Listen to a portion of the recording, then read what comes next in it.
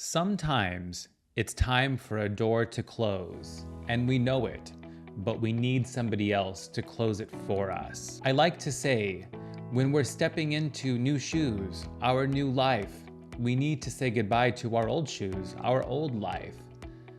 When we're growth oriented, when we're high performing, high achieving individuals, we need change, we grow. We need to let go of past comforts to embrace risk, but also to embrace what life has in store for us. And if we don't, we end up numbing ourselves often because we know there's something out there for us, but we're not taking the risk that we know deep down we can take. I am Matt Gerlach, and welcome to Matters of the Mind, Rise to Your Worth. I'm the guy you call when you are ready to make more money and have more freedom.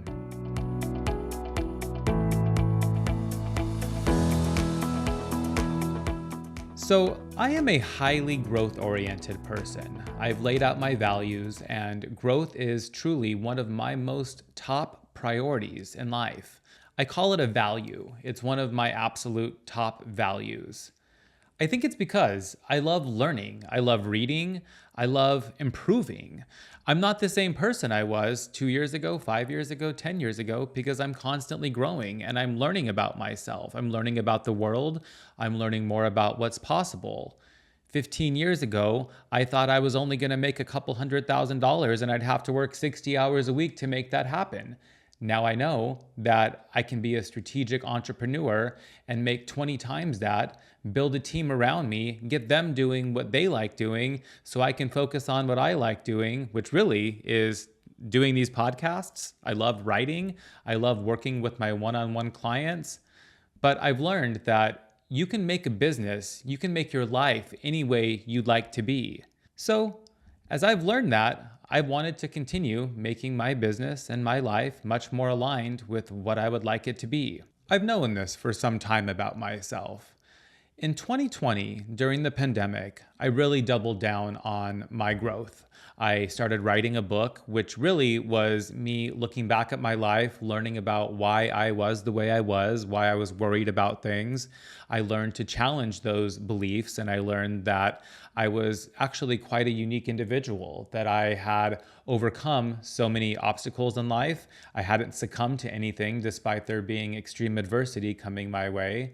And I learned that what I've achieved personally and professionally was something that a lot of people haven't.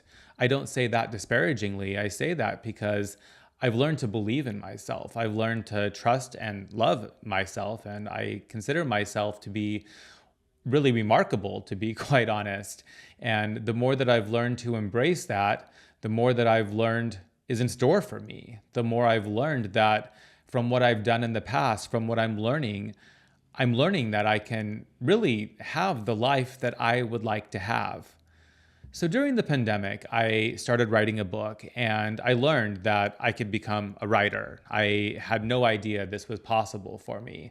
I look back and I say this kind of a little bit laughingly and a little bit serious, but I cheated on high school and college English a lot of times. Never in a million years thought I'd be writing a book and having to think back to what I was supposed to have learned and execute upon it. But I've learned how to write a book. I used to suffer really bad from anxiety and stress and worrying. And while I wouldn't say I'm completely immune to worrying, I'm about 90% there. I have learned that from what I've read, from who I've surrounded myself, that the people who are where I want to be in life, they've learned to take risks. And risks are risks. They are what I like to call calculated risks. We're not just acting blindly and making stupid decisions, but we need to make calculated risks in life. And that's just part of leveling up and having a newer and, in my opinion, a better life. And as I've continued on this growth journey, learning from mentors, reading books, podcasts, in the mastermind groups that I'm in the coaching programs that I've in, the people I've met professionally and personally, I learned there was more in store for me than what my 2021 self was allowing in. And I kept learning that there's a life out there, there's a career out there, there is a passion, there's a mission out there. I was put on this earth for something. And I've said this for many years, that I probably wasn't put on this earth to only sell baby products.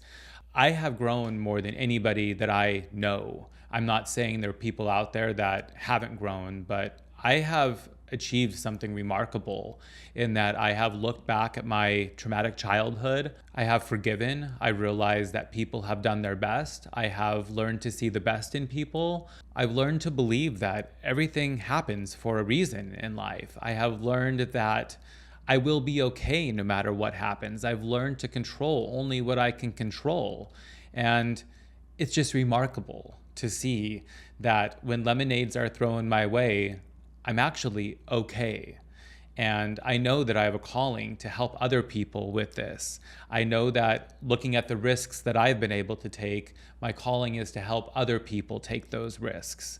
I've built myself a beautiful life. I've built myself a pretty sizable amount of wealth financially, and I want to help other people achieve that. I've learned to believe in myself.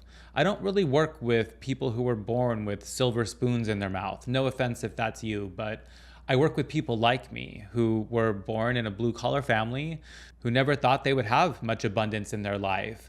I remember back what it was like when I had just started my career and I was like, I'm not getting enough vacation time. Like, this isn't going to work for me. Like, I only have 10 days off a year. And it was like, looking back at that, there was like, it was very clear to me that that wasn't okay with me, that I wanted more. And I learned to embrace those feelings of dissatisfaction to propel me to actually allow myself more. I want to be the boss. I don't want to have to be asking people if I can go on a vacation, if I can get off early to spend time with my partner, my soon-to-be child. I want that for myself, and I built that for myself. And my calling is to help other people build that for themselves too.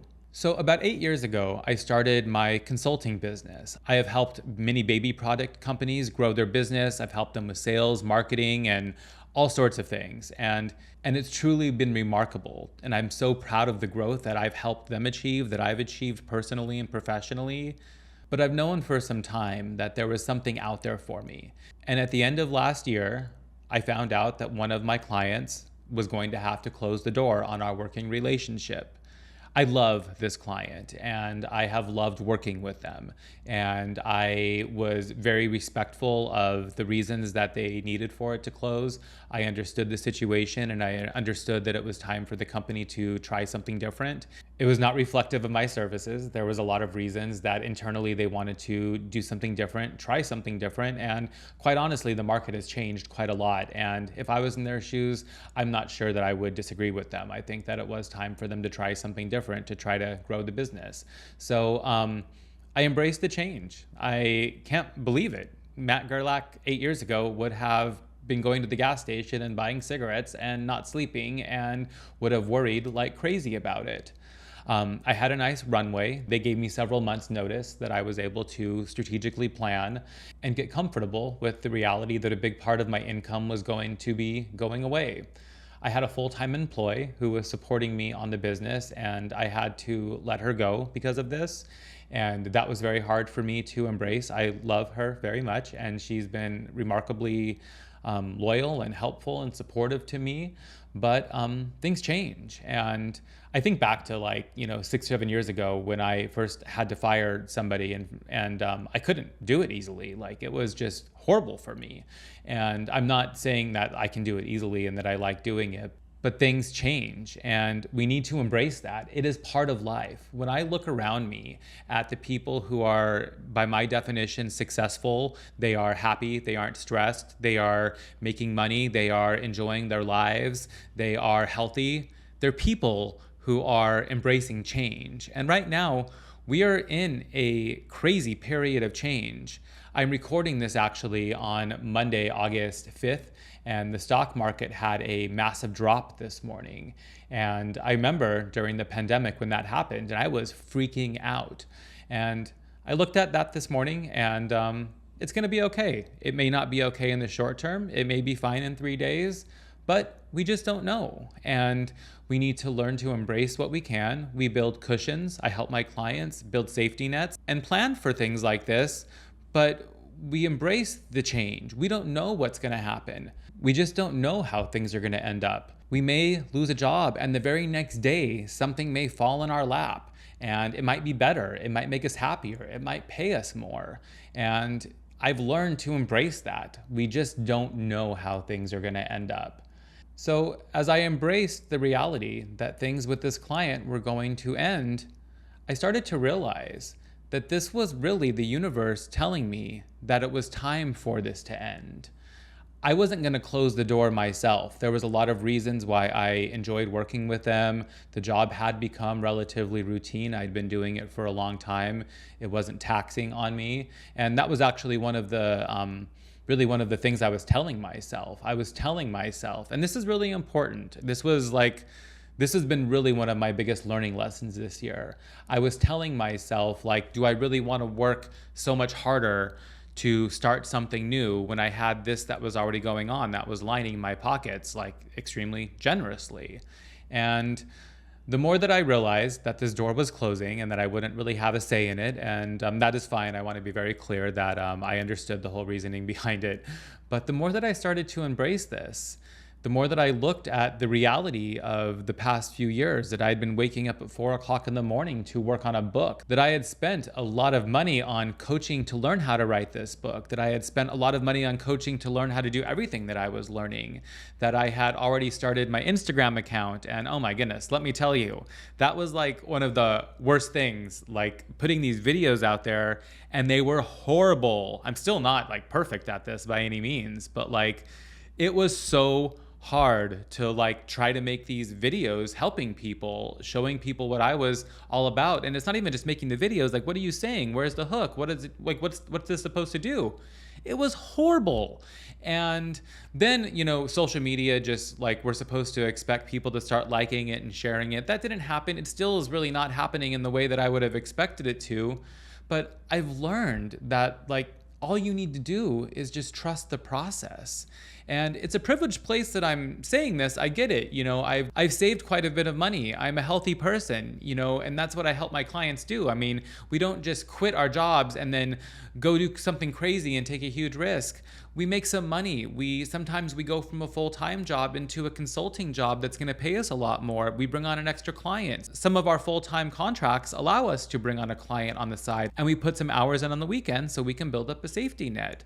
We look at, some of us have savings accounts, and we start looking at that the way that I have. And if I have to dip into that to completely change my life and make myself happier, is that a bet that I'm willing to make? Yeah, it is. I mean, absolutely. That's what it's there for. As I started looking at like what I was doing and the parts of my day that I enjoyed the most, it was the parts where I was the most challenged, the parts when I was making almost no money. I mean, really, most of it, I hadn't really made any money. The book is still only a concept in my computer.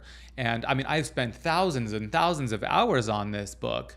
I started to realize I'm enjoying the unknown. I'm enjoying the journey. I'm enjoying where this is all taking me. And I've started to see a dramatic improvement in myself. I am happier. I'm healthier. I'm making other changes in my life because I am ready to go all in on this passion of mine. More than a passion, it's a calling. I have been put on this earth to help people overcome what I've overcome. And I see so many people who are not really living their life fully. They're not living their best life. They're afraid. There's limiting beliefs around what their potentials are. And I am here to help you see that you can do whatever you want to do. I am a testament to that.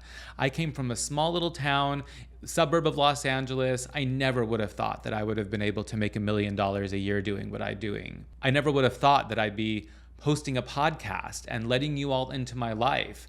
I never thought that when I started posting these videos on Instagram that one day they'd actually start to get better and then maybe even good at this point. Sometimes doors need to close for this all to start working. You know there's a calling out there for you. You know there's a bigger purpose. You know you're supposed to have that child. You know something is meant for you, and we stay in comfort, and I get it. Comfort is a beautifully luxurious, lovely place to be, and I think we should all enjoy comfort. I have had many, many years of comfort, and now I'm ready to not be so comfortable. Doors sometimes need to close for us, and it's not a bad thing. I look back at my life. about everything that's happened to me that I wish at the time didn't, I don't feel that way anymore. There is nothing in my life that I wish didn't happen to me.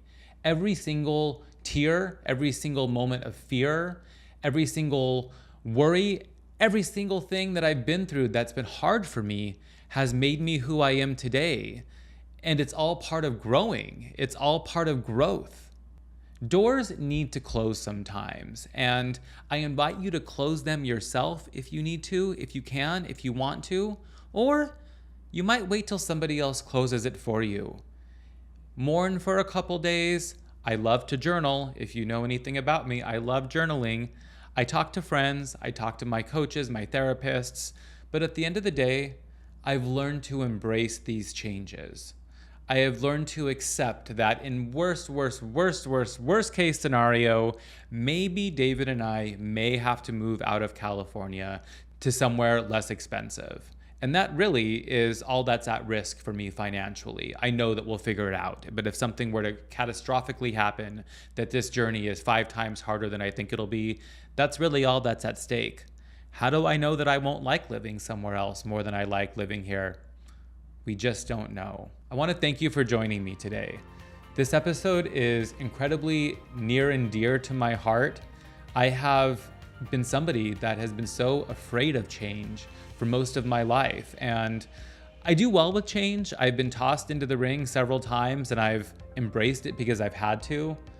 But now I've learned that I don't have to wait for the doors to close on me. I can start closing them when they don't feel right, because I've learned to listen to my feelings and honor them.